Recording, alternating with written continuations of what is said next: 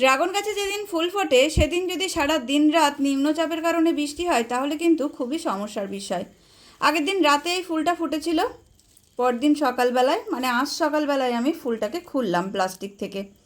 তো আগের দিন বিকালবেলা থেকে যেহেতু বোঝা যায় কোন ফুলগুলো ফুটবে, তো বুঝতে পারার জন্য আমি বিকাল থেকে ফুলগুলোকে বেঁধে রেখেছিলাম, কারণ মুখ যেই খুলে যাবে সন্ধে না হতে হতেই তো অলরেডি জল ঢুকে যাবে, তাহলে পরাগায়নটা ঠিকঠাক করা যাবে না, তাই জন্য বেঁধে রেখেছিলাম বিকাল থেকে।